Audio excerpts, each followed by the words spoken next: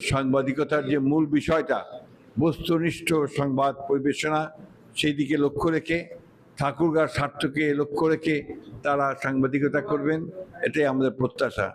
আমি শুভেচ্ছা জানাচ্ছি। প্রিয় সাংবাদিক ভাইরা, আমি কাউকেই অ্যাড্রেস করলাম না কারণ সময় কম।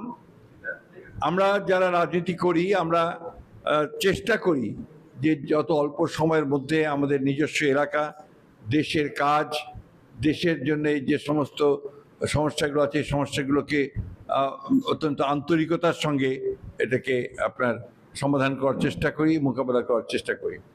এই ক্ষেত্রে অনেক সময় দেখা যায় ভুল হয়ে যায়, কোনো সিদ্ধান্তে ভুল হতে পারে। তো সেগুলো কিন্তু রাজনীতিবিদরা যে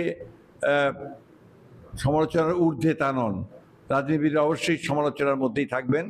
রাজনীতিবিদদের সমালোচনা করাটাই হচ্ছে আমি মনে করি যে সাংবাদিক জন্য উপযুক্ত কাজ, কারণ তাকে সঠিকভাবে ভুলটা ধরিয়ে দেওয়া, সঠিক পথে গাইড করা, এই বিষয়গুলো খুব জরুরি। আনফর্চুনেটলি আমাদের দেশে আমরা সংবাদপত্রের যারা কাজ করেন তারা অনেক সময় নিগৃহীত হন।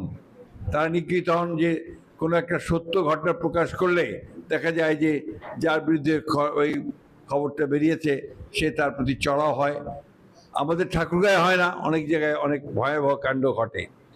আমরা অত্যন্ত আপনার ভাগ্যবান যে আমাদের ঠাকুরগাঁয়ে এই ধরনের ঘটনা কখনো ঘটেনি, ঘটবে না আশা করি আমরা।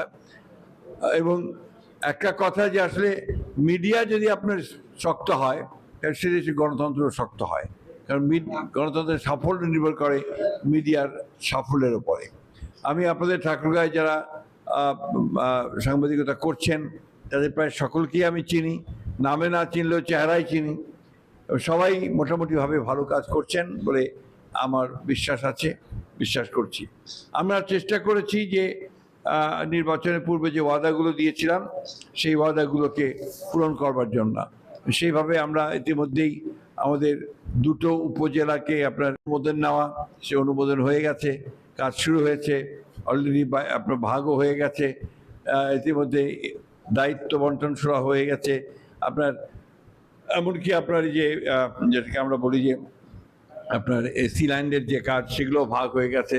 খুব দ্রুতই আমরা দেখতে পাবো যে ইনশাল্লাহ ঘর বাড়ি তৈরি হয়ে যাবে উপজেলাগুলোতে, ইউএনও আসবে, নতুন কাজ শুরু করবে। তো শুধু স্ট্রাকচার তৈরি হলে তো হবে না, মানুষগুলোকে তৈরি করতে হবে। আমরা যেন সঠিক নেতৃত্ব সেখানে পাই, তারা যেন সঠিকভাবে নতুন উপজেলাগুলোকে গড়ে তোলার ব্যাপারে কাজ করেন, সে ব্যাপারে আমাদেরকে সজাগ হতে হবে। আপনারা সাদাকে সাদা বলবেন, কালোকে কালো বলবেন, that is very important. Always কোনো ব্যক্তি হিসেবে বা কারো কিছু চিন্তা করবেন না। যেখানে যারা খারাপ কাজ করবে তাদের বিরুদ্ধে অবশ্যই সমালোচনা করবেন, আর যারা ভালো কাজ করবে তাদেরকে একটু বাহবা দেবেন। এটা আমি আপনাদের কাছে অনুরোধ করব। আমি বক্তব্য দীর্ঘ করব না। আপনারা ভালো থাকবেন, সুস্থ থাকবেন। যখনই মনে করবেন আমার সঙ্গে কিছু কথা বলা দরকার, আমাকে সরাসরি আপনারা ফোন করতে পারবেন এবং আমি সেই ভাবে চেষ্টা করব আপনাদের সমস্যার সমাধান করতে।